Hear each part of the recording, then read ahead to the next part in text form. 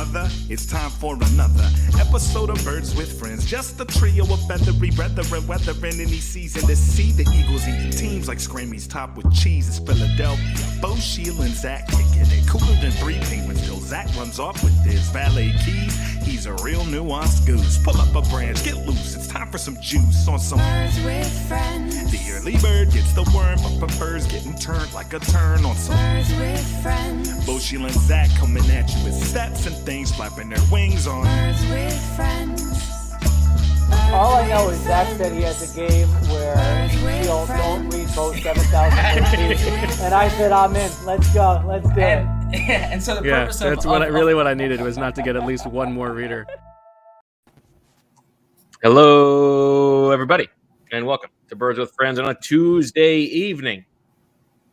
Bo Wolf, Zach Berman, Sheil Kapadia here to talk about everything that's going on with the Eagles. We have a trade to discuss, a much-anticipated, long-awaited trade to get into. We have a little bit of the Squall 22 to sprinkle in throughout. We've got a little Woodpecker You Rather to sort of set our expectations for the rest of the season as the Eagles prepare to go to Las Vegas this week. But we got to start a big weekend. No Eagles football, but out in Cleveland, a little bachelorette party for our friend Marissa Morris. Marissa, how are you feeling?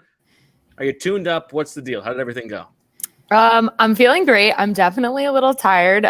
This is my 4th pod today, and I've done four loads of laundry. So life just went right back to normal real quick. A lot of towels. I feel like it's a normal day for you, I think. A lot of towels. You know what? It's getting colder here in Cleveland. So Michael's got sweatpants and sweatshirts, and they're so big that they take up like the entire machine. So I have to do like lots of loads.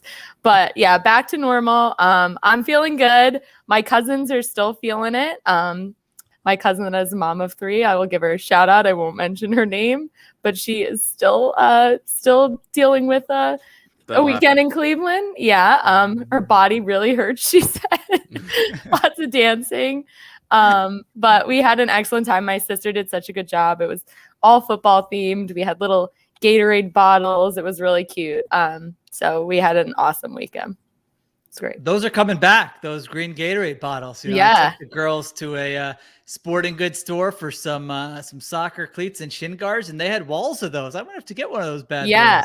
We had our names on the side. It was very cute. Yeah. Right. It was great. We had popular bachelorette destination. Yeah. Okay. Cleveland is the new bachelorette destination. Cleveland's the new Nashville. Yeah, going to games. Although I will you guys say, take one of those like everybody's cycling on the thing, and you're drinking on the big bicycle thing. So we actually had plans to do that on Saturday. They have those in Cleveland? Yes, but in normal Cleveland fashion, there was a weather advisory, so we were not allowed to do it. High winds. Lake effect. It's that lake effect. Yeah, the lake effect. So it kept us off the bikes, but we still had a great time. We went to lunch, we went to dinner, we went shopping, and then of course we tailgated for the game. Did anybody all day on Sunday? No, thank God no one ran on the field. I did get a few questions. My cousin's husband texted her like, "Oh, I forgot Nick Chubb was out." And she's like, "Nick Chubb's on what team?" And I was like, "Oh my God." So that was part of the crew, but they all had a great time at the game. They loved seeing Michael. They thought it was super cool. They haven't really been to a game because of COVID and everything. So it was really fun. I definitely would recommend going to a football game for a bachelorette party. It was pretty awesome. I like who the had the idea. worst. I was gonna say whose injury list was worse after the game, the bachelorette party or the Browns? Good question. I did message you guys earlier. There was 9 girls, all of my cousins, and 5 of them got a little sick or cried. So I was not one of them. I'm happy to be part of the 4 that did not cry or did not get sick. So they'd be killing me if they're hearing this, but they're definitely not listening. I mean, I feel like a weekend without crying is a wasted weekend. Yeah. Yeah, I saw your Zach Ertz column. You were getting Bo was emotional. Make that 6 out of 10. I feel like I know that this wasn't the case, but I like the idea of like Michael getting ready for a big game, on Saturday night, there's a chance he could get thrown in. They're banged up on the offensive line. Meanwhile, there's like 9 of you in the other room, like having a slumber party. Like, Well, I mean, he stays at the hotel, obviously, the night before. And we were actually, mental image, though. Yeah, we were in another hotel. But he did have all of us waiting for him after the game, which I'm sure he was thrilled about. Everyone's screaming his name. But he was a good sport about it. So it was good. Important, good question from Owen. Can we get my cousins and say, oh my gosh, you would not want to, they would be. I feel like that's like a WrestleMania match I'd like to see is Marissa's cousins against Zach's siblings. We could have a fun basketball game. Yeah, that's true. It would be like the post-game show for the debate, where they have like 15 people on the panel. Yeah, they would try to embarrass you, Zach. I'll sell that joke. I was just saying they would do their best to embarrass you, Zach, and they would do their best to embarrass me. But yeah, it was a great weekend, and you guys had a good weekend too. We were talking about it before we started. Lots of apple picking going on. Oh yeah, I like an apple pick. We did a little orchard on Saturday. It was fun. You get some apples, you get some donuts, you get some pretzels. It was fun. Kids had a good time. A little hayride. I will say, you know what? Of all the joys of parenting that are endless. There's only one thing that I really, really don't like, and that happened tonight. And that is I'm not squeamish about changing a diaper or potty training, all that stuff. It's really not that bad. But the poop in the bath is as bad as it gets. That's really the one thing that I just, Jane, why you couldn't just wait till we got out of the bath, because then you gotta scrub down everything. Oh, this was Jane, not. It wasn't me. Okay. So that's my only really parenting. I give it good reviews, A+. But if there's gonna be one demerit, that's my only one. Okay. I give it A+. That's a tough one. I mean, I'm not going to take the other side on that one. Or anything, so I don't just have for a the lot to record. add. Just for the record, this happened at Bo's house, not at my bachelorette weekend. There you go. That's important. That's an important distinction. Important clarification for all the sickos listening. All right. Zach, did you have any other orchard takes to get to? Or you want to? I had no takes. You're excited for the pod. Well, yeah, I had a great weekend with the family.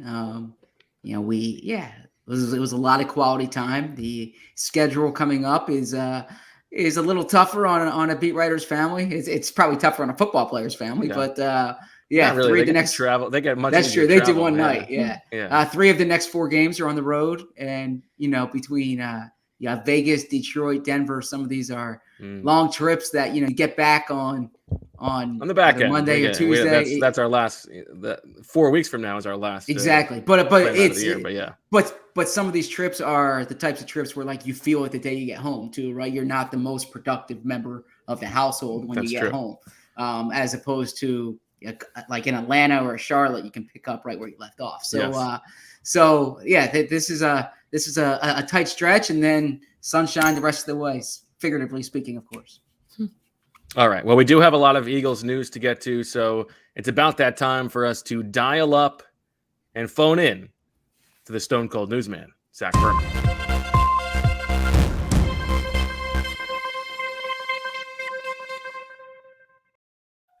The Eagles agreed to trade Zach Ertz to the Arizona Cardinals. They acquired rookie cornerback Tay Gowan. Please make sure that if you're listening, you go back to YouTube just for that, just to watch that graphic. And I'm sorry, Zach, because literally that was all me. No messages from Bo. Guilty as charged. Guilty as charged. And Arizona's 2022 5th-round pick. The trade, of course, occurred on Friday, and we'll discuss the trade, but and what it means. So I don't need to get into that in the news report, but quick item on Tay Gowan. He was a 6th-round pick by the Cardinals, picked 1 pick before the Eagles selected Ja'Cory Stevens. And he was in that mix. He was on the list of names the Eagles were considering. So That's the return for one of the best players in Eagles history. And he knew that the trade was going down when he took the field on Thursday night. I recommend everyone check out Bo's column. I thought it was a real poignant, heartfelt, and accurate piece of Zach Ertz. And also make sure you read Sheil's piece from 2018 on Zach Ertz's growth. And all the stories that you tweeted in your thread of all the times you've written of him over the years. Fair. And Bo's Marcus Epps piece. Now, switching gears and this Zach's Vinny Curry's Jordans. Yes, please. Yes. Let's just do this the rest of the pod. How many of each other's stories can you name? I got nothing else. I can Audience, join in. I can name just about every story Bo has written. I know, Zach, you would win that for sure. I mean, there's no contest on that front. On a more serious note, Lane Johnson returned to the Eagles yesterday, Monday. He had been out for 2+ weeks. I'm going to read Lane Johnson's statement verbatim here. Quote, "I would like to thank everyone for the understanding and support over the last 2 weeks. I appreciate the positive notes and messages as I've worked hard to restore my personal life. Depression and anxiety are things I've dealt with for a long time and I've kept hidden from my friends and family. If you're reading this and struggling, please know that you are not alone." And the reason why I read that in full is that's Lane Johnson explaining as much as he wants to explain right now about why he was absent, what he was going through, and he's back with the team.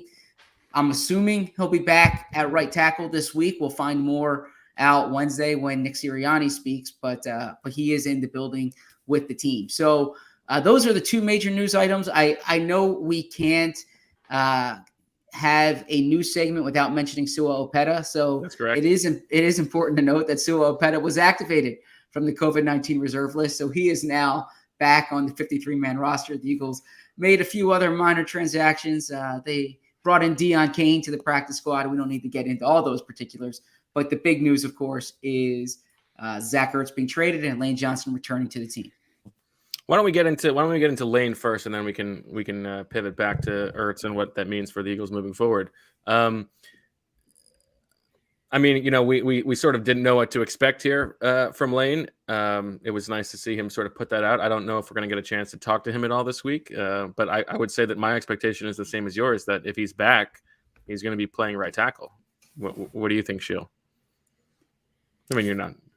Yeah, I don't know. I mean, it's not really a situation where I have like a prediction for it. Yeah. I think it's good. I think 20 years ago, you certainly didn't see offensive linemen putting out statements like that, as far as maybe 10 years ago, as far as I can remember in the NFL. So, we don't know the details of it, but obviously mental health is important. I think it's good when someone in the spotlight talks about it like that. He, of course, has a teammate who has really been an advocate for being open about mental health in Brandon Brooks. And I know Lane Johnson, I can remember lots of times where Lane Johnson's answering questions about Brandon Brooks and his anxiety. So I'm not lumping everything together. We don't know exactly what was going on, what he was going through, what he was dealing with, but hopefully he is in a better place working on what he needs to work on. And if he feels good enough to come back and practice and play, he's always been somebody who it seems like he has loved playing. He has loved the process and practicing and being around teammates from everything I've observed over the years. You guys can agree with that or disagree with that. So hopefully he's in a good place and, going forward.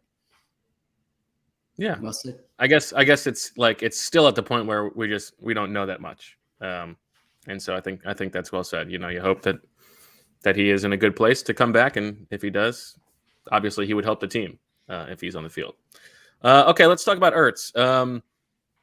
I guess first, maybe we do just like a little bit of a retrospective. One of the things in the column I wrote is that, like, you think about it, there's like, if you are lucky enough to be like covering a team or covering the sport for a certain amount of time, there's only like one generation of players that you are contemporaries with, right? Like just age wise.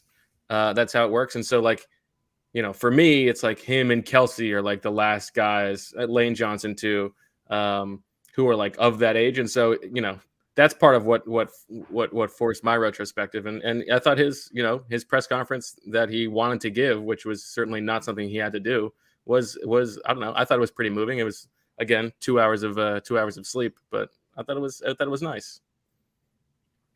It was well said. It's a nice transformation. It's somebody who did not come in and right away was beloved, and the fans loved him, and he was playing great right away. Like, I think there's an appreciation for somebody who has the ups and downs, and 2016 is in a very bad place and is a target. And what did he say? It felt like the world was closing in, or something to that effect. And like, I can imagine that. I mean, you just, you're putting in so much time. You feel like you've made it in the NFL, and then all of a sudden things aren't going your way, and everyone's crushing you. And, you might have not had your best moment on the field, and to like bounce back from that, and then to be catching a game-winning touchdown in the Super Bowl, and to be making that 4th down catch in the Super Bowl. And so to have those different experiences, different coaching staffs, playing with the Chip Kelly Eagles and then the Doug Peterson Eagles, and being Brent Selleck's backup or complement, and then, taking over as really the top target on the entire team. And so you go through all these ups and downs. Every season's different. I know you had mentioned this, and I thought the same thing, is that when you remember Zach Ertz in the first day, he shows up at the NovaCare complex and he's sweating and he's nervous and he's stuttering and he's uncomfortable. And, you're just like, okay, well, he was on a long flight and all that. And then years later, like, he really is sort of a spokesperson for the team. I remember when, they were quote unquote disinvited from going to the Super Bowl. And like, a lot of guys did not want to talk that day. And he just, gets out there and talks and is comfortable. Or after losses, he's always there talking. So maybe that's something we appreciate as media, maybe more than fans, but I never thought he was fake about it. He was never curt about it. I thought he was a great teammate. It seemed like genuinely happy when his other fellow teammates had success. And so, I was kind of with you there, Bo, where it's probably a selfish thing to do, but you kind of picture in your head like, oh yeah, I remember when he, when he was first introduced, and that was kind of my first year full-time writing about football. And so, then you kind of bid farewell to him when I go to Seattle, and then you view him from afar, and then you come back and he's this different player. And then for me, going to meet with his family and see his hometown. And so you kind of view it through your own lens of, I got married then, and then I had one kid, then I had 2 kids, and then, wow, a lot's happened since this guy got drafted for the Eagles and is now no longer playing for the Eagles. And like you said, there's not many players where that's true for. Kelsey will be one of them. Blaine Johnson will be one of them. Fletcher Cox will be one of them. But it's really like a handful of guys where you can look at it and, for our profession, you sort of view it through the lens of a little bit of what's going on in your own life. Yeah, I think you guys said it well. I will speak to kind of both those points there. The most important one, obviously, about him, like him as a player, seeing that evolution, seeing him behind Brent Selleck, like you mentioned, adjusting from quarterback to quarterback, right? The relationships he would try to build with the different quarterbacks. I mean, I remember him going out to Oklahoma City with Jordan Matthews to stay with Sam Bradford, right? Obviously, the relationships that he had with with Nick Foles, and you go on. Obviously, we know Carson Wentz, and you go on down the list. The way that I was there in Cincinnati that day, I always thought that was a little bit overstated. Not the effect that it had on him, because he is sincere about that. I thought the criticism that was levied toward him was overstated with that play. I don't think the play was as ill-intentioned as it was made to seem. Nonetheless, it was something that he was criticized quite a bit for. He was criticized a lot, I thought, unnecessarily too, for the lack of yards after catch, right? And so it stuck out. I think to him that on that game-winning touchdown pass, the game-winning, the go-ahead touchdown pass, like he got yards after the catch there, right? Like he had to fight a bit to get in. I know that wasn't lost on him. And some of the things that Sheil was mentioning, I've had conversations with Zach. I had written about this, about his speech, his speaking, and different things he was doing to work on that and to get comfortable with that. I've gotten to know his family a bit. So so getting to know him off the field, and seeing how much Philadelphia means to him. I do think that's genuine, because the evolution from him in 2013 to him in 2021, like he wrote in that back page ad in the Inquirer today, like he came as a boy and left as a man. I don't know if I would call him a boy when he came, but he has grown into the person that he is here in Philadelphia. And then, I know it's not about it's not about us, but what really, and I told Bo this on the phone, so I'm not just saying it on the pod, like it really resonated with me that when Bo wrote how you kind of measure different points in your life by seeing these players grow up. And I was speaking to my wife about this. I don't want to get too personal on this stuff, but like I want you to. The first time that I left my wife's parents' house, okay, when we at the time she was my girlfriend, when we started dating, and I left, and I got a call from Ertz's brother, okay, and so like I remember doing that, like I remember calling him back out, on the block outside their home. I remember, when I keep saying my wife, when Emily moved in with me, there was a night I was working on. It was like pretty early on in our living together, and I thought you were gonna say courtship. No. And I was working on a story I was working on a story on Zach, and I vividly remember, like I had to take a call at like 9:30 at night, because it was Zach's mom, for a story I was working on. This is going to sound bad, but I remember when my wife, I don't want to say she was in labor, okay, but we were in the hospital, and you have like, it was a June day, and it was a really long process, right? And so, I was killing time by working on a story, and I was working on an Ertz Bradford story there. Okay. So I remember, I remember the night that Kobe died. I was trying to work on a story here, and like this, I was trying to get in touch with Ertz, and I heard back from him like really late, because he was out on the West Coast, and like having to get out of bed and work on that story.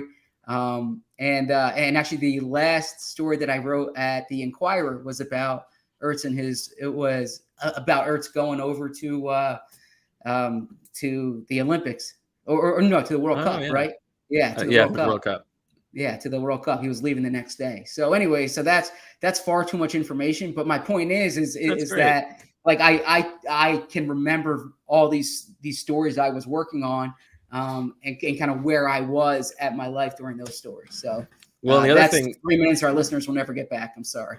Please, I guarantee you, the listeners want more and more of that. Stories of you leaving moments with with Emily. The other thing that like, as the only one of us who is not originally from Philadelphia, the point about like Philadelphia has become his home resonated with me, just because it's the same for me. Like, that's just Zach called you out on that. I don't know when that happened. Yeah, but eventually it just became home. And also, like, on him as a player, I feel like caught the Super Bowl winning touchdown, which we all say like undersells it a little bit, because like that 4th and 2 and the touchdown, it wasn't like Nick Foles was like scouring the field and found an open Zach Ertz. It's like they called the plays to get Zach Ertz, matched up one-on-one. He was the go-to guy. Like, he was the go-to guy on the offense that won the Super Bowl. Well, that was for the touchdown. For the 4th and 2, that was mesh, right? Where that's true. Yeah. Where the defense was in zone and they're getting a terrible look for this play. And somehow, Nick Foles just makes a play and gets it to him and he gets the first down. Yeah.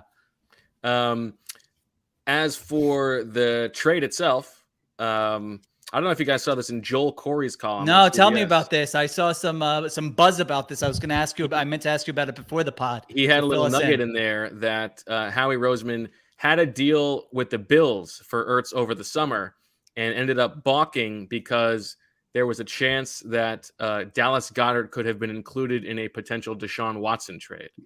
That's very interesting.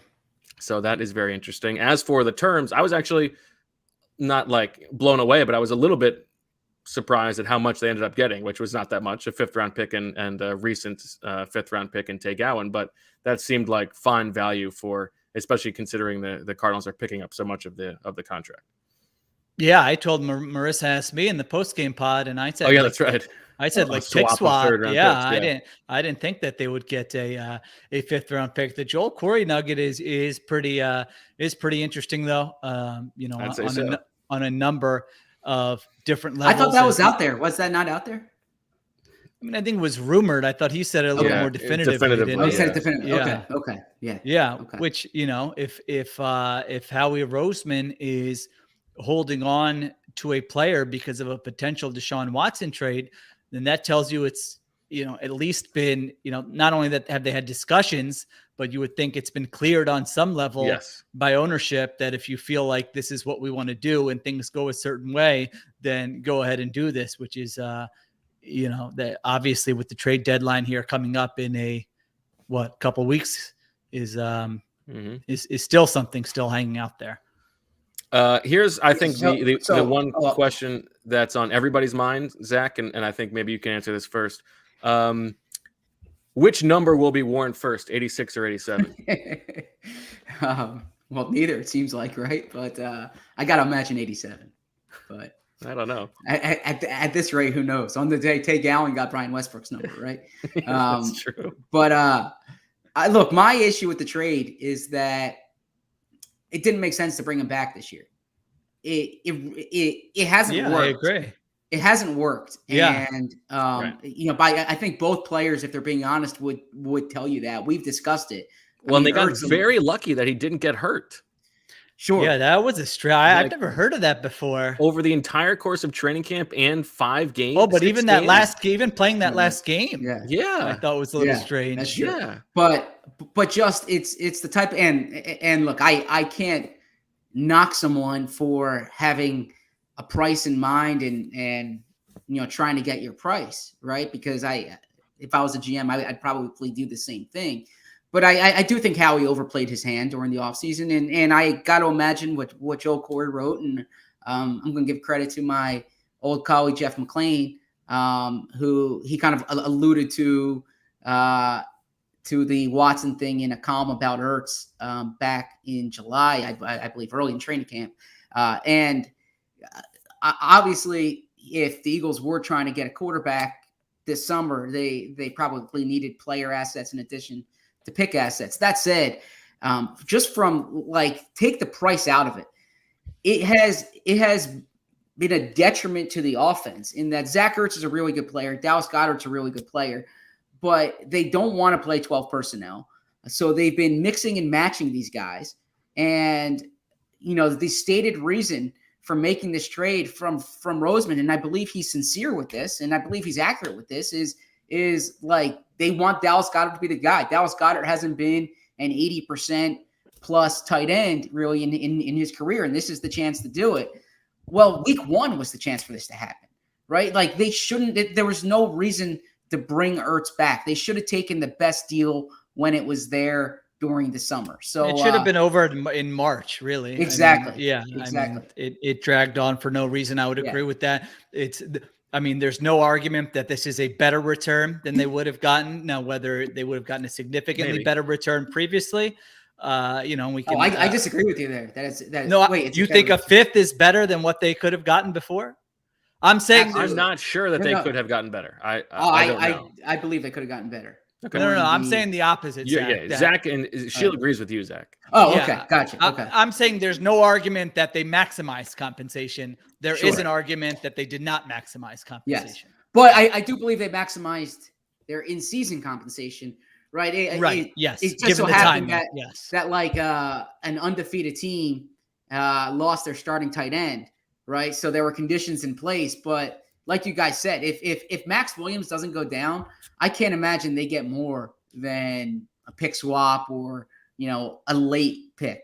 The Bills the Bills trade's probably back on the table because True. Dawson Knox go down with a broken wrist, injury just now. So that's probably the trade that happens. Who knows what the compensation is, but good spot. Arizona indoors, great quarterback. DeAndre Hopkins Arizona.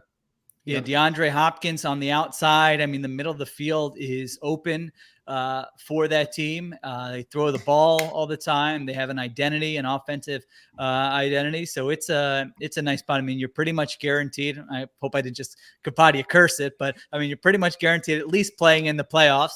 And who knows? I mean, they are, they could be having a special season. So we'll see. Zach, has it perked up your ears a little bit? How much in Howie explaining the deal, and even in I think Sirianni and Steichen talking about it, how much they're gassing up Tyree Jackson? No, I expected it, honestly. I really expected it. I'm gonna put a moratorium on like this podcast of gassing. I mean, it's crazy though. I mean, he had do a respect to him.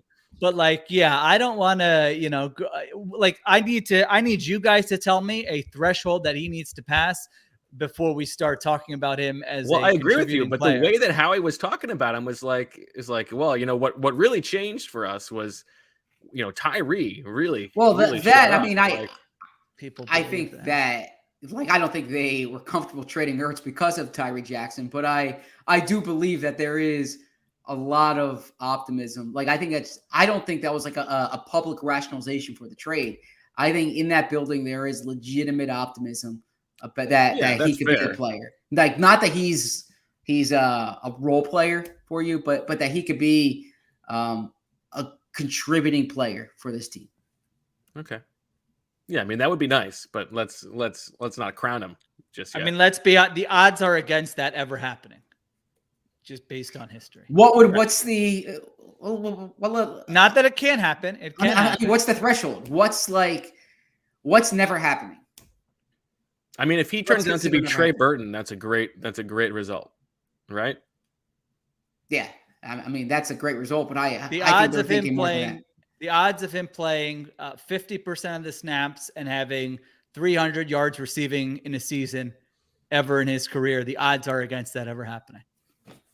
Yeah, I think that's probably. I mean, true. You just have to put context into some of this stuff. Sure. That's true. I mean, you can look at it like, all right, well, Logan Thomas, all right, yeah, they do happen. What about Darren Waller? Things are possible, and it's great. It would be great. I hope it does. I mean, I don't listen. I know, I've never met Tyree Jackson. I've never interviewed him. I don't know much about him. I hope he has a great career. I hope he's a Hall of Famer. I'm just saying, organizationally.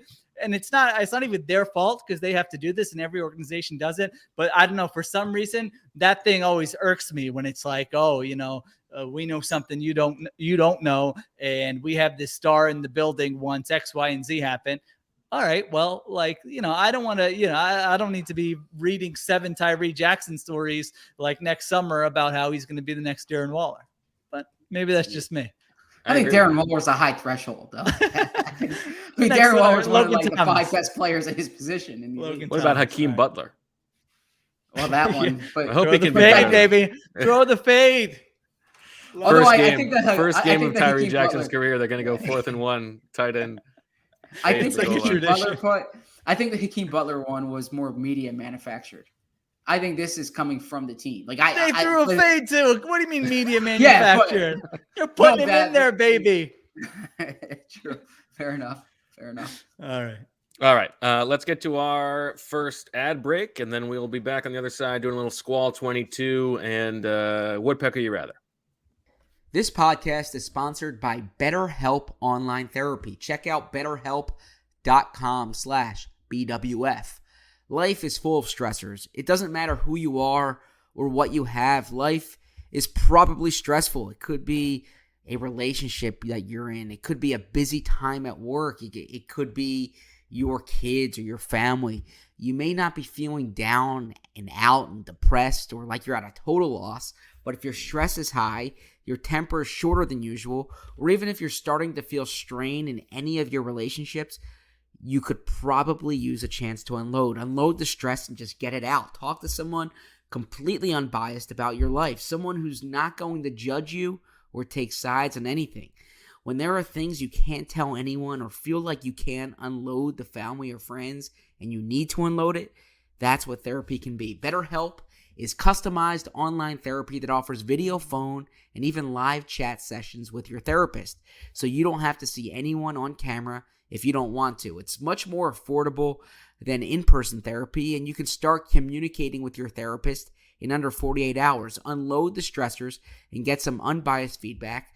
You'd be pretty surprised at what you might gain from it. See if it's for you. This podcast is sponsored by BetterHelp, and Birds with Friends listeners get 10% off their first month at betterhelp.com/BWF. That's BetterHelp.com/BWF. With today's low interest rates, it's a great time to refinance your student loans.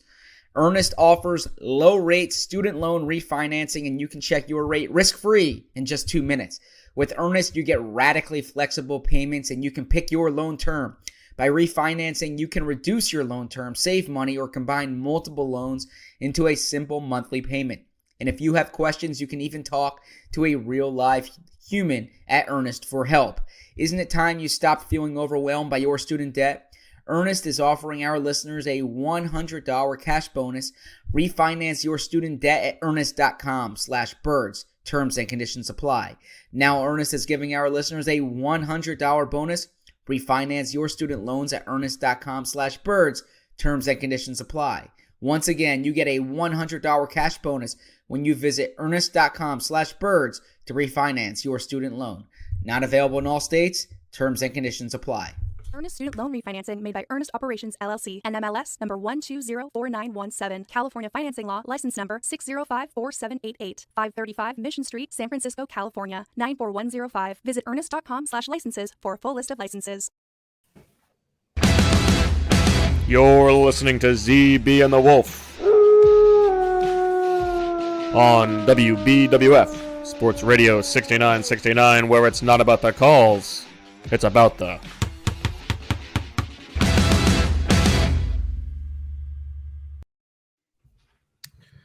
Welcome back to ZB and the Wolf, the show that makes you go, oh.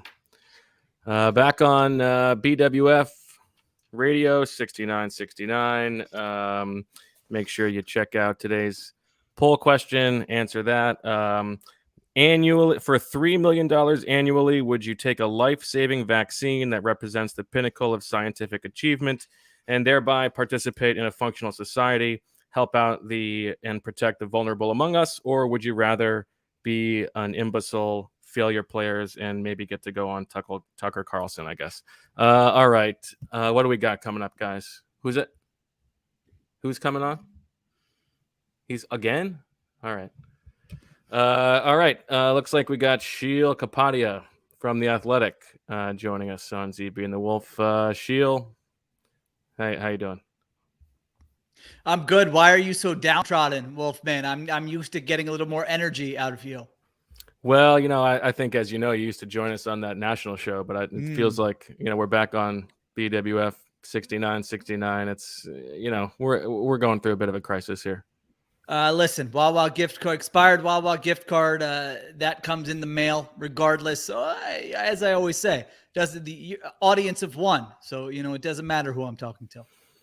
All right. Well, I guess we can talk about football. I guess what else are we gonna do? I think you need to up the energy a little bit, Wolfman. I don't know that you're local. I know it's a local audience, but I don't know that you're going to keep a lot of listeners for this segment at kind of the level you're at right now.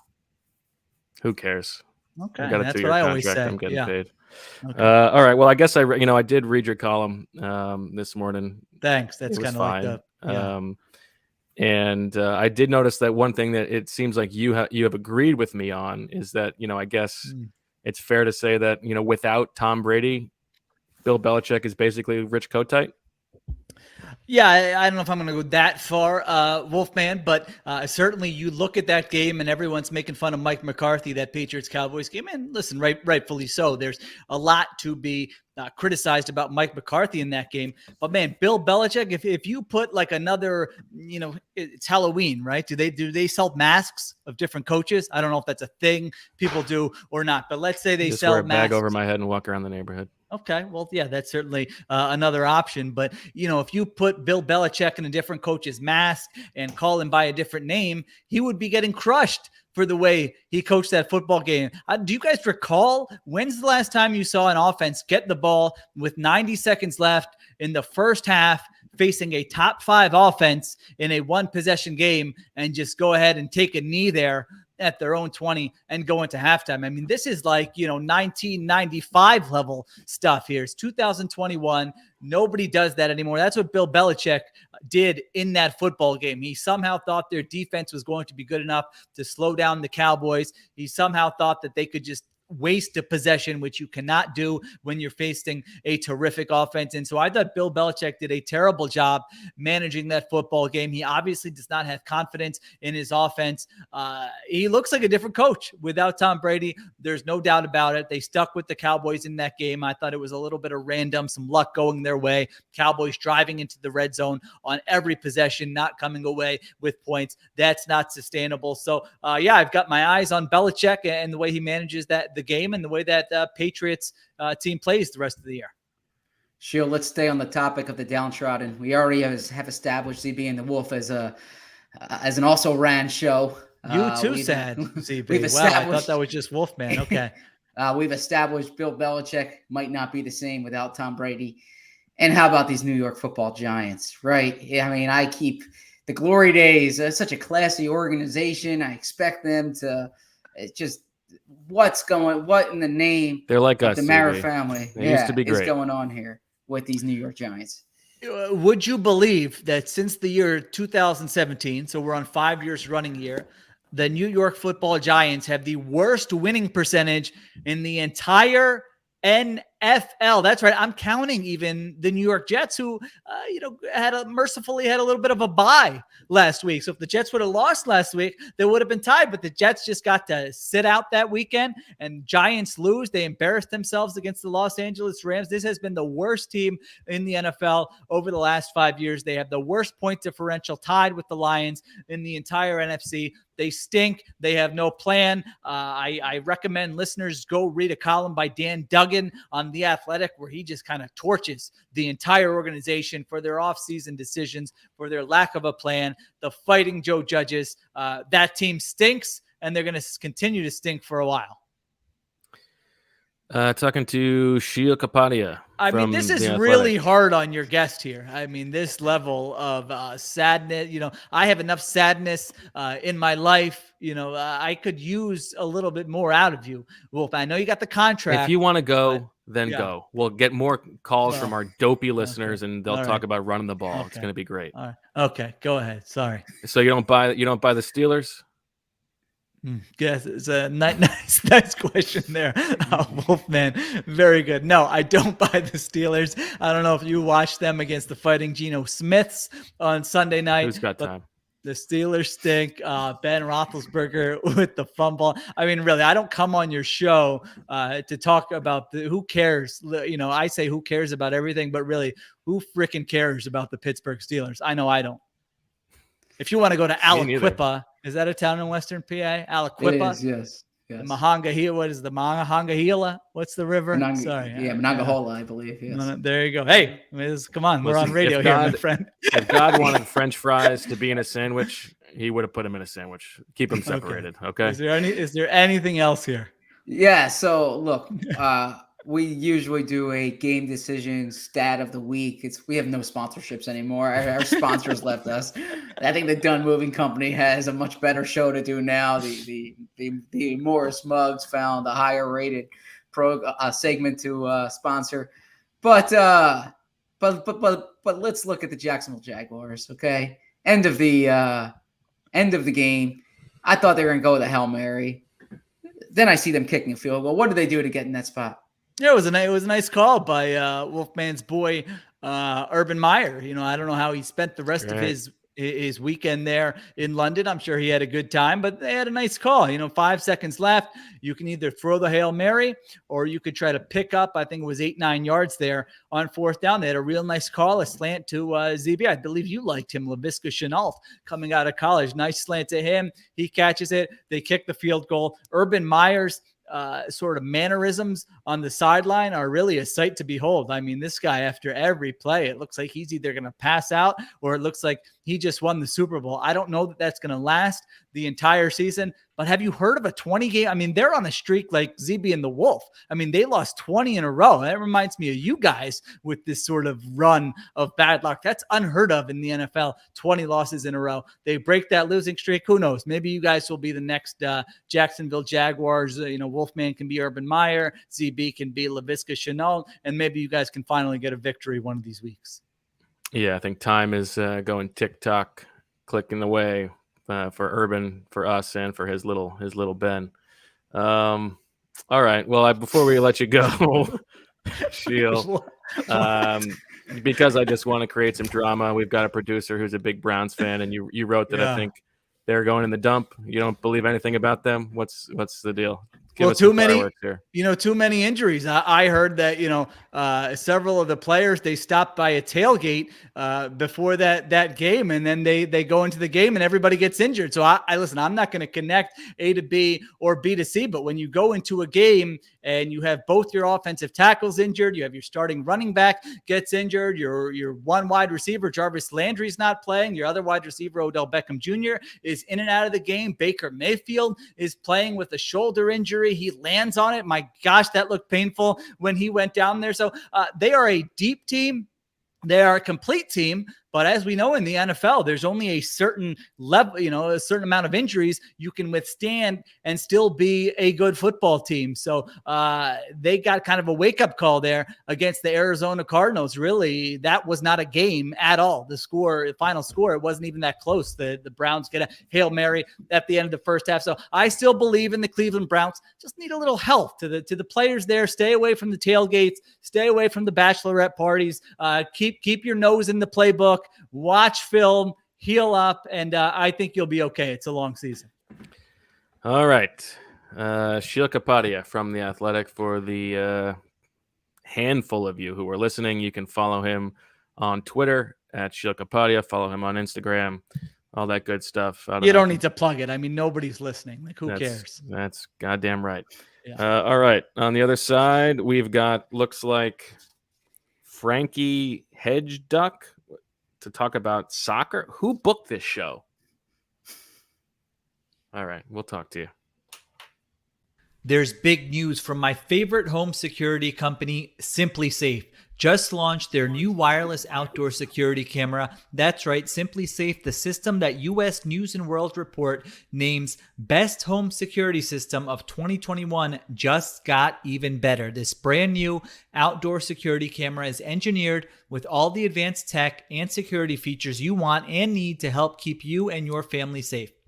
It has an ultra-wide 140-degree field of view so you can keep watch over your entire yard. It has 1080p HD resolution with an 8x zoom. That means you can zoom in and clearly see things like faces and license plates to capture critical evidence. It has a built-in spotlight with color night vision so you can keep an eye on what's going on day and night. It's super simple to set up and usually just takes minutes.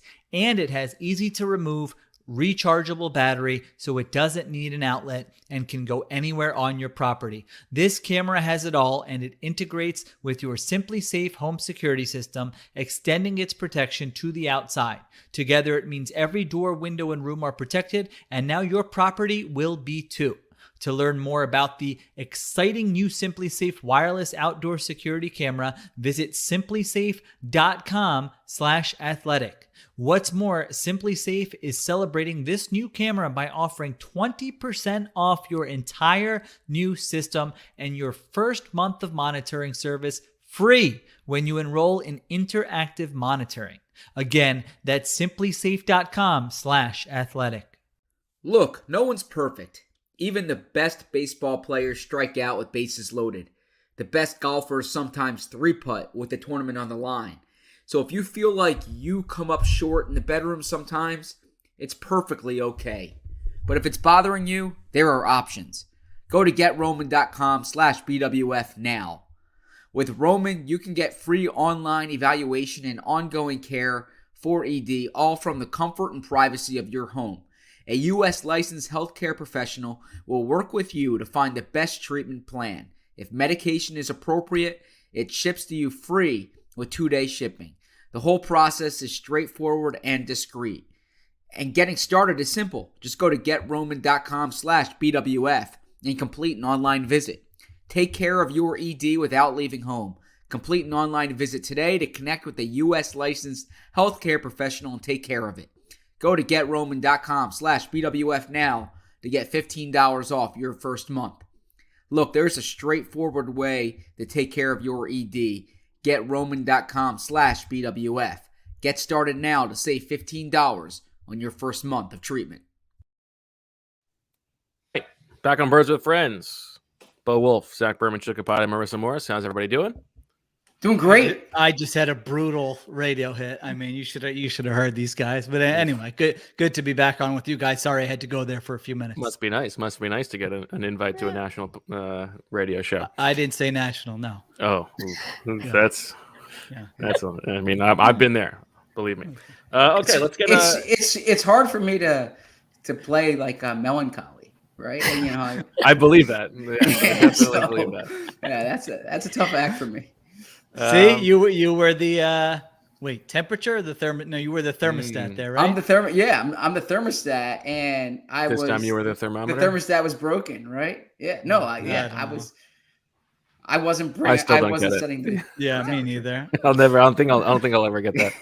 Go to Helsinki. That's I know you said before the show, Sheil, that there's not much to get to in the Squall 22. Is there anything that you want to? Yeah, I mean, I've got a lot of there'll be some repeats, but I just felt like, and I said this to Marissa you guys don't have any notes on our post. By the way, I enjoyed it. Yeah, I was listening as I was driving. This was your chance to crush us. Well, or me, not driving Marissa. To and from the orchard. I didn't have a pen and paper handy. See, this is what you should take some notes, and you come on and you crush the person. That's what I do with you guys. I enjoyed the Marcus Epps discussion. I thought it was funny. Okay.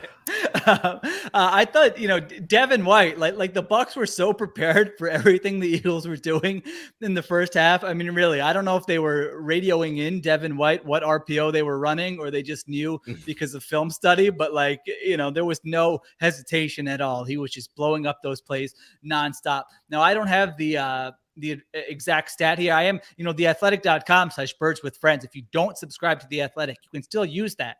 And we see some of you using those. I got back in the Eagles writing game for one day here and wrote a little column for tomorrow. But the problem is in our system, Suits, come on, you got to do something about this. When it's already edited, you can't read what you wrote. And so I don't have, those were like all my notes for the show.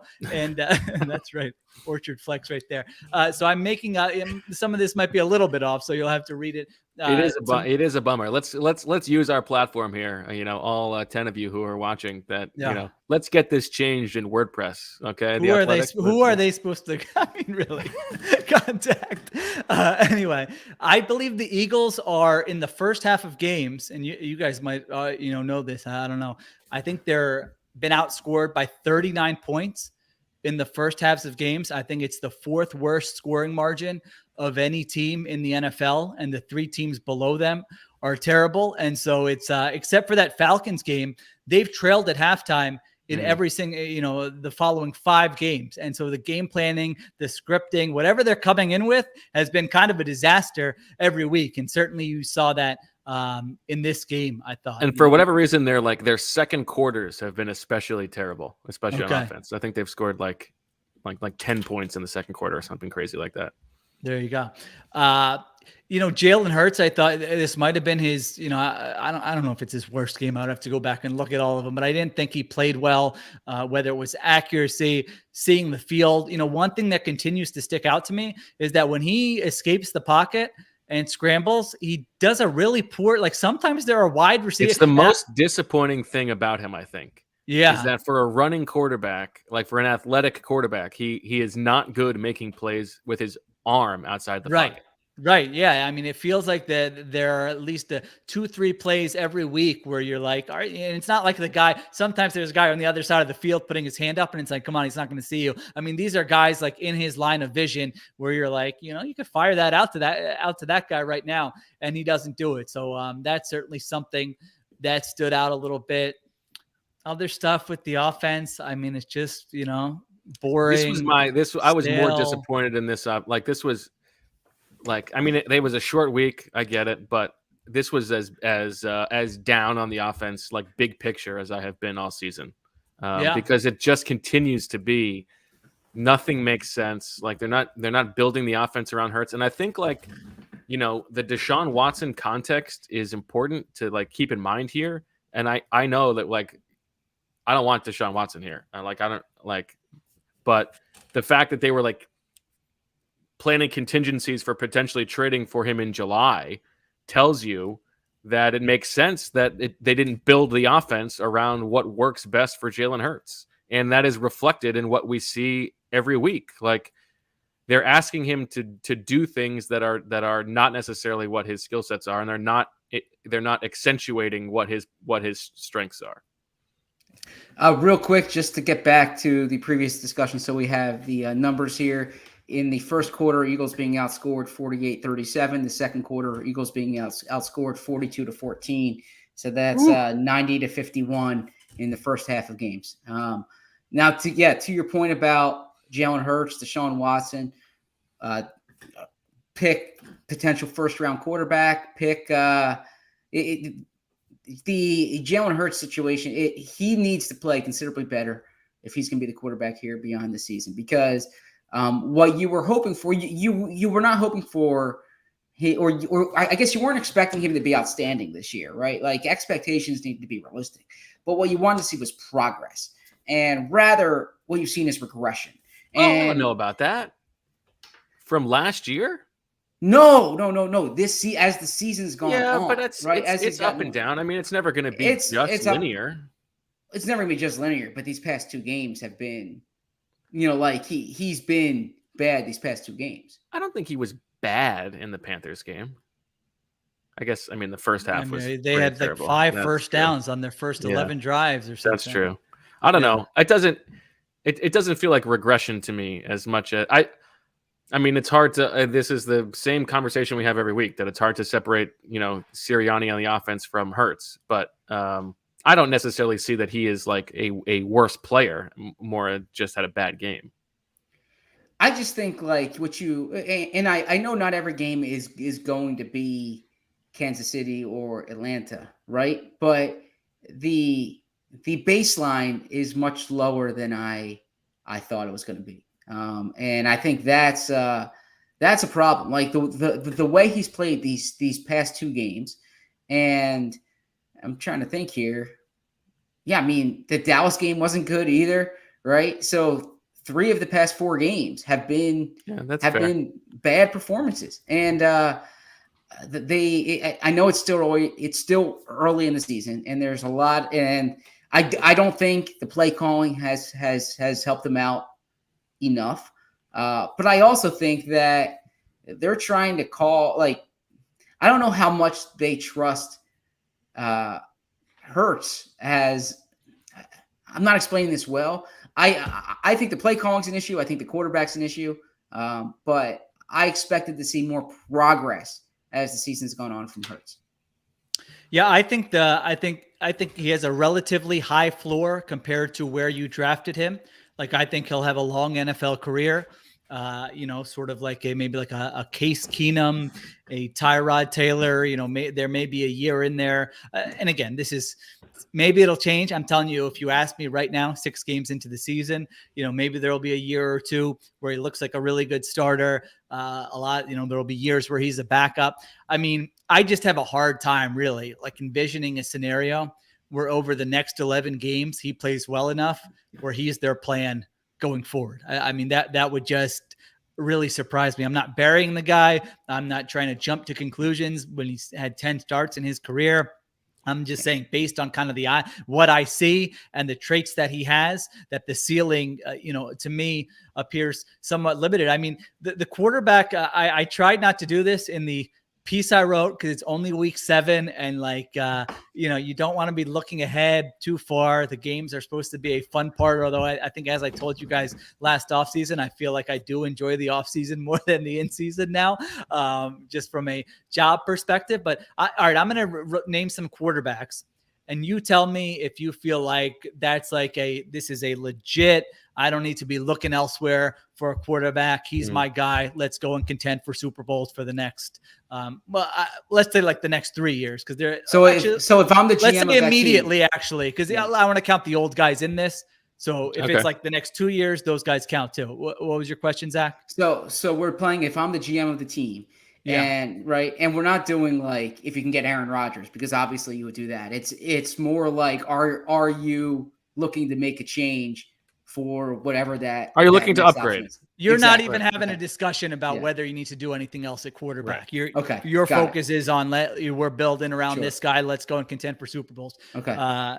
Josh Allen. Yes.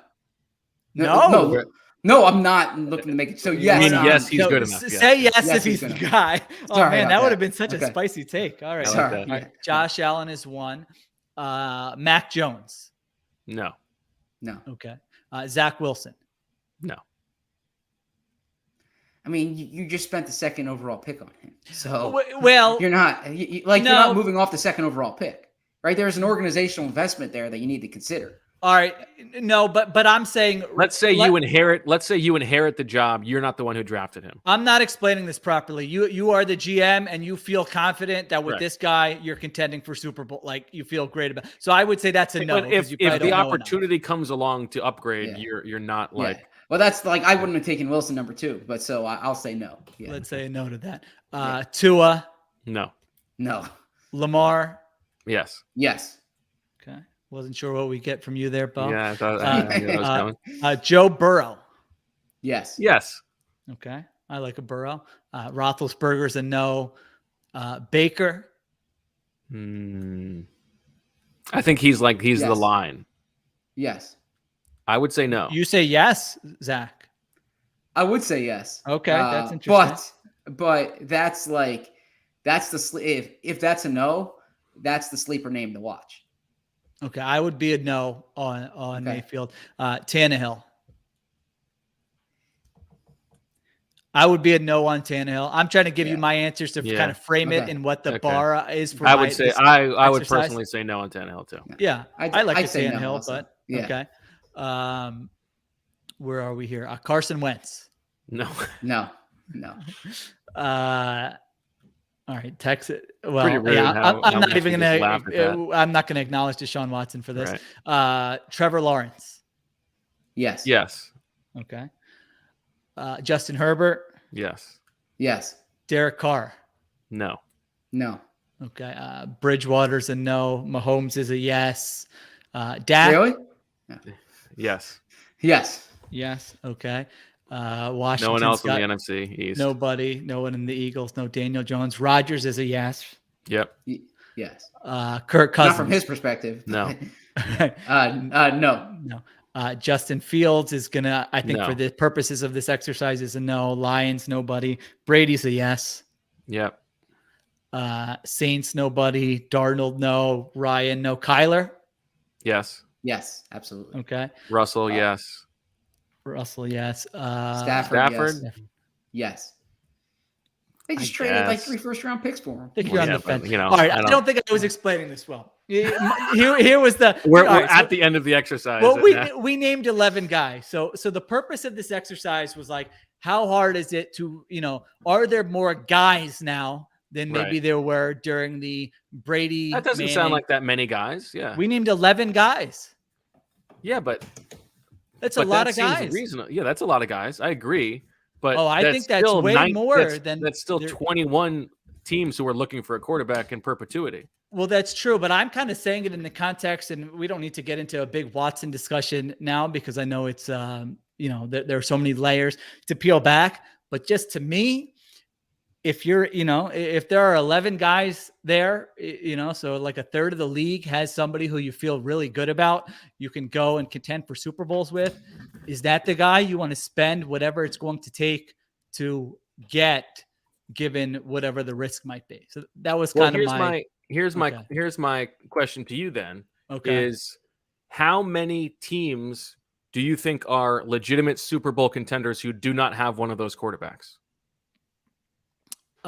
It's probably the Rams. Titans. Was Stafford on your list? You don't count Stafford? No, I didn't. We didn't put Okay, Stafford. so the Rams. Well, you guys didn't. I did. But Okay. Yeah. And like of all the other good teams in the league, that's it. We didn't I think put the Titans are. we didn't put the Browns on there. I mean, there's not a lot. I agree. So that's the thing. And because I Yeah. think this is the big picture thing with the Eagles, right? Is they've got probably 3 first-round picks that are coming their way. Yeah. They've got a bunch of cap space. Do they try to find out the answer to the quarterback, try to solve the quarterback question first, and then build from there, which is what Howie Roseman did when he took back over. It wasn't about Carson Wentz. It was about finding a quarterback and having a franchise quarterback.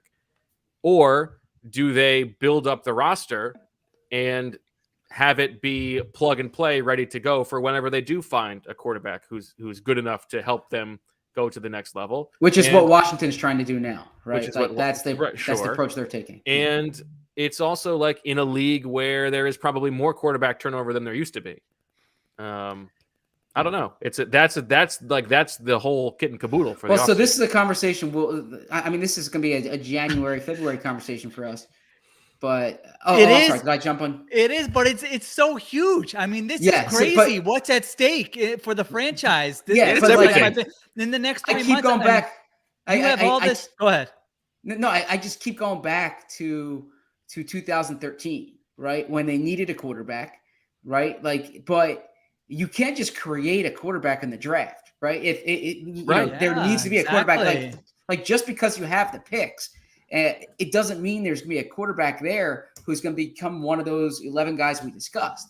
And so then you say, all right, can you get one of those 11 guys, right? And if you can't get one of those 11 guys, then what do you do? And that was the situation. And that's exactly what I'm sure the discussion is in the building about Deshaun Watson, right? Yep.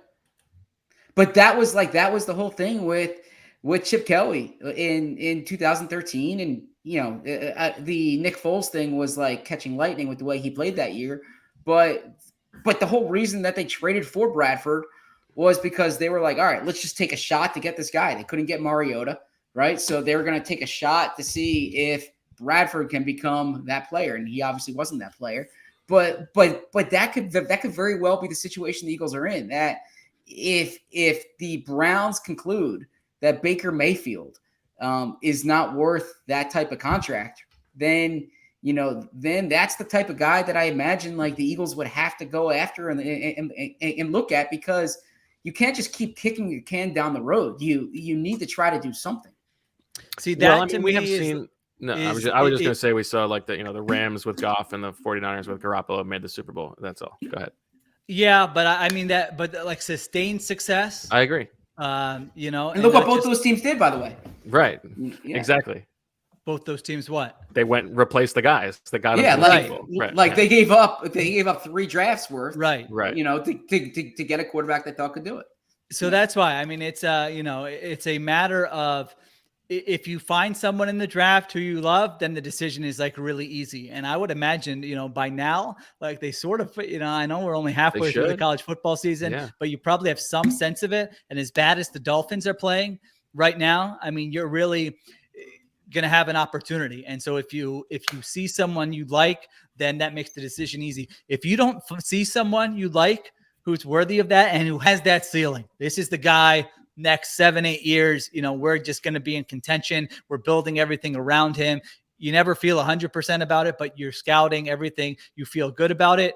It gets so tricky because I don't like that Baker Mayfield, Derek Carr. Like, where does that really get you? In my opinion, right. If you're acquiring somebody who's not at that kind of top level. And if you're kicking the can down the road, well, here's the issue. I mean, you can make those other draft picks. You can trade one or two of your first round picks for next year's draft and kick the can down the road. Maybe even just go with Hurts or whatever for 2022. But like, you're probably not going to be in a position where you have this type of draft capital where, to work with in the future. Now, again, unless you're trading a pick for future picks and it ends up working out for you. So anyway, you're right. These are discussions for January and February. But it's what the whole at season's the same about. time, it's kind of what I was thinking about as I was just writing the piece for tomorrow. Well, But if you were an Eagles fan, go you're ahead. you're watching college football this year, and you're hoping that like one or two of these guys emerges, like Burrow did, like Kyler did, and it's actually been the opposite, right? You know, I mean, there hasn't been someone. I know Malik Willis is exciting to watch. You know, his team's lost to Syracuse and who they lose to? Louisiana. Yeah. I mean, Spencer Rattler's been benched. I watched Matt Corral last week. I was that. I mean, he was fine. He's running for like 160 yards and throwing his body all over the place. I'm like, I don't know if this is gonna work. You're fun to watch now, but I don't know if this is gonna work in the NFL. So you're right, it is, and we'll see. I mean, it'll be worth watching college football games over the next month or so. But it's the timing of this stuff. It's crazy. I mean, I think Nate Tice said that he started, sort of scouting the quarterback draft class, and he doesn't have a single guy graded higher than Mac Jones. Then he had Mac Jones was like his 5th ranked quarterback last year. And so you wonder about if the timing's going to be bad for them. But anyway, we can move on. I don't know why I got off on that. Then you get into like the incentives of a front office that feels like it's on thin ice, and you would think that you buy more time if you bring in a young quarterback than if you bring in an older quarterback. I also think it's more like for the long-term health of the franchise, it's riskier. Like it's worse to draft a bad quarterback than it is to go out and get a mediocre quarterback. I don't know. And that's why they didn't. I think that's part of the reason why they didn't go after Fields or Jones this year. If you're not convinced, then you don't hitch your wagon to somebody. And it's also why it's crazy that they didn't build the offense around Jalen Hurts, because there's no guarantee there's another quarterback coming. So like, let's try to maximize this guy. But to get back to the original conversation, and Bo and I were talking about this earlier with our editor. I don't know if that's not a flex. That's just I call it a flex. Big flex. I mean, first you're talking on the phone. Now you're talking to your editor. I mean, but these next 2 weeks, moving in with your future wife. These next 2 weeks, I think, are going to tell you a lot because wedlock, by the way. What's that? I missed that. These next 2 weeks are going to tell you a lot. Like we've discussed this a number of times throughout the season that the schedule is much tougher earlier on than it is in the middle and later on. But the Raiders and the Lions, the Eagles should be able to go 1-1. They could go 2-0 here. And if you're 4-4 going into November, it looks a lot different than if you're 2-6 going into November, right? So I really think like we'll know a lot more about this team in 2 weeks. Well, looking at the schedule, I believe they have the third easiest schedule, according to Football Outsiders, the rest of the way. What's interesting is the splits on that. The defense has had a really hard slate it's faced so far, and that eases up, but it's not necessarily the case for the offense. Like you look at all the offensive numbers, and there's not really like a lot of excuses to be made there where you say, all right, they're going to turn third rushing DVOA. Right. Yeah, I mean, they're good. They've been good in the red zone. They haven't turned the ball over a lot. Like some of those things where you think the luck might come back or you face a tough slate of defenses really hasn't been the case. Now, I was surprised looking at the offensive numbers. And again, these are, as Zach tells us, statistics can lie or whatever his line is. But they're, by most metrics, they're like 18th or 20th. It feels like they're 27th or 28th. But DVOA, I think so they're many 18th. bad teams. Yeah. EPA, they're 18th or they're 20th. And so the numbers were not quite as bad as I anticipated. Right. Yeah. Well, that's I don't think there's any reason to think that they couldn't win 7-8 games. even despite how things have started. Let's go. Let's do a quick Woodpecker you rather. Woodpecker you rather bet on the Eagles to make the playoffs or finish with a top 5 pick? Their own pick, not one of the. Where are they now? Do you know? 8th? It's okay. You don't have to Something like that. There are 1, 2, 3, 4, 5, 6 teams right now with 0 or 1 win, and the Eagles have 2 wins. I would say top 5 pick. I would say top 5 pick because the best path to playoffs for the Eagles has always been the division, and I think the Cowboys are going to run away with the division. It's over. That's a wrap. Yeah, well, the division's a wrap. Yeah. There's Dallas is a playoff team. The Packers are a playoff team. The Bucs are a playoff team. The Cardinals and Rams are playoff teams. So that's 5. But they're only 1 game behind the middling teams. I don't know. It's unlikely. I would probably rather bet on the top 5. I would be very surprised if they made the playoffs. Okay. Woodpecker, you rather bet on them to finish 2nd in the NFC East or 4th in the NFC East? 2nd. I agree with that. Giants are a bad team. Yeah, I would say 2nd. Yes. Okay. Woodpecker, you rather. This is the discussion we just had. Woodpecker, you rather bet on the Eagles or bet on Jalen Hurts to be benched before the end of the season, so replaced at quarterback for a non-injury reason, or that he is the opening week starter in 2022, not because of injury?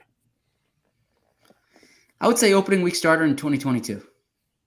I don't think they're going to bench him. Like, unless they want to see Minshew, I don't know what benching him accomplishes. You're not going to bench him. I think that's Joe what Flacco. it accomplishes. Yeah.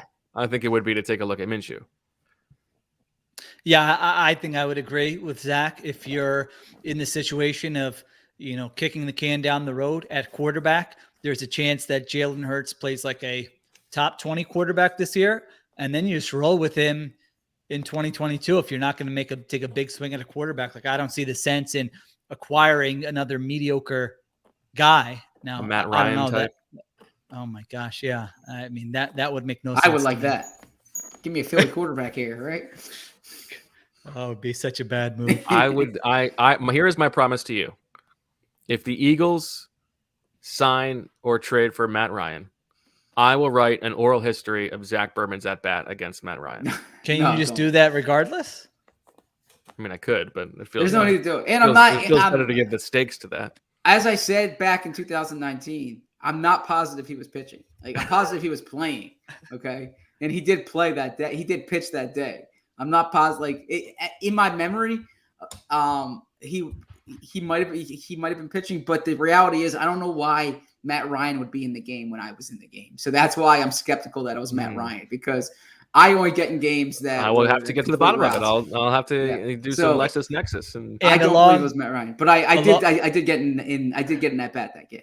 Along with that oral history, we will have an accompanying pod with Marissa's cousins and Zach's brothers. That's right. And of course, read Zach's story about Nick Foles' love of bulletproof coffee. Sure. Woodpecker, you rather bet on the Eagles to draft a quarterback in the first round this year or trade for a veteran? What do you think is more likely? Draft. You think so? Trade for a veteran.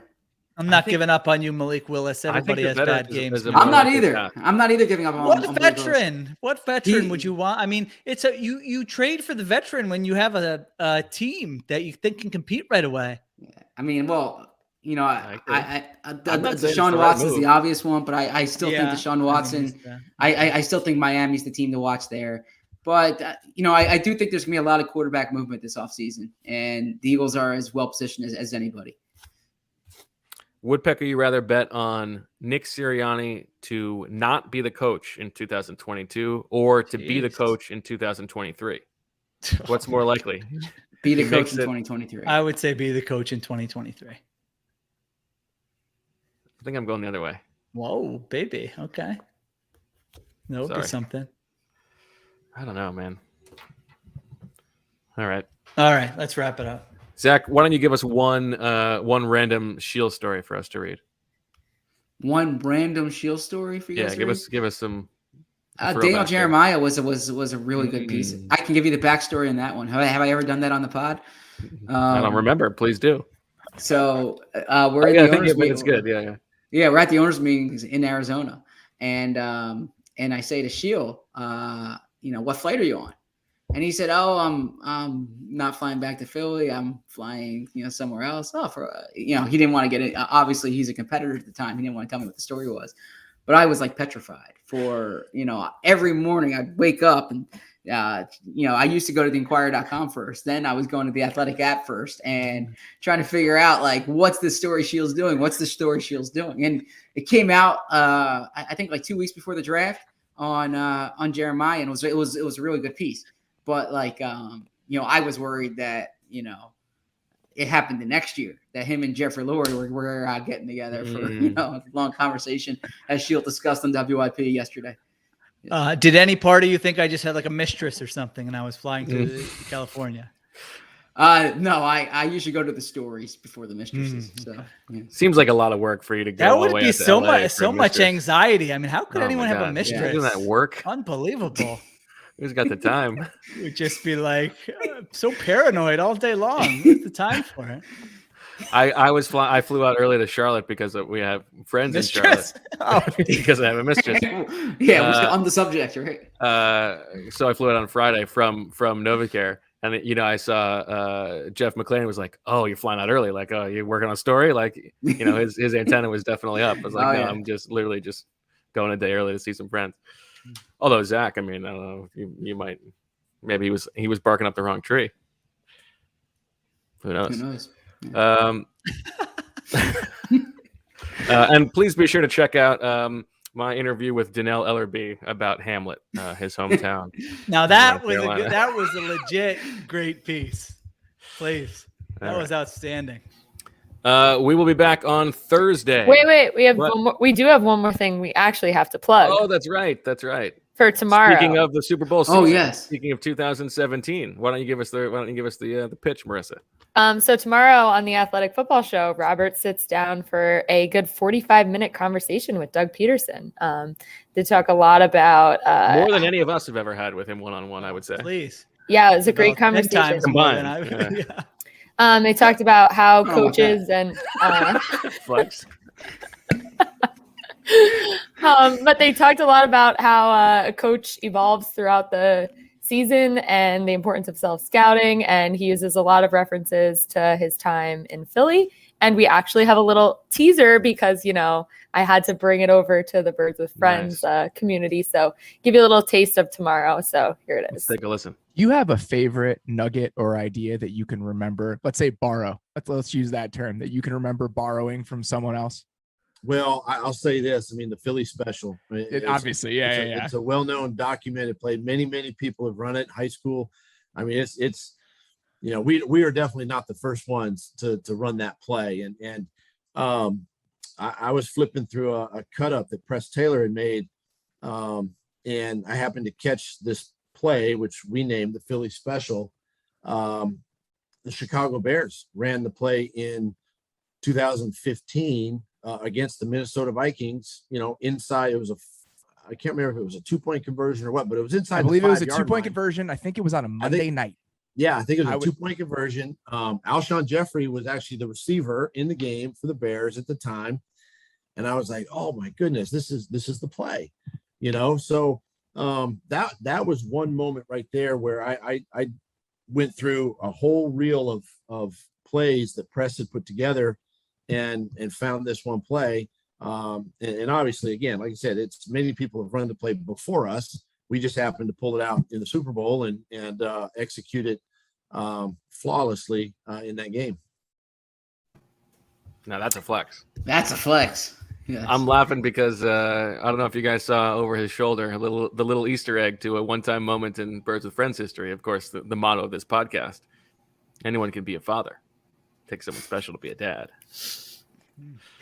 It was a great conversation. So everybody go check that out tomorrow on the Athletic Football Show.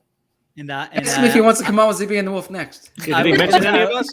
Did he ask, what's your favorite Eagles related podcast? Or, I am interested to see that now. Does this kick off? It's a little bit early for this, but the coaches who are out of the league at some point during the season, they start doing a little more media. And I don't know that Doug has done. I mean, I don't remember what he's done so far.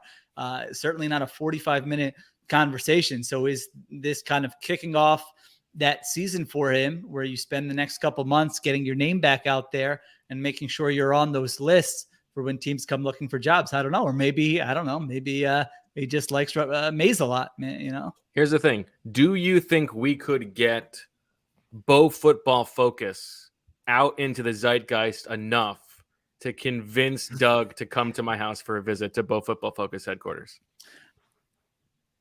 No, I don't think that's possible. No. I thought about it, and no, I don't think so. I don't know. I think Doug's got. But a I good would thing like to going see where you he- try. Yeah. All right. Well, worth a thought.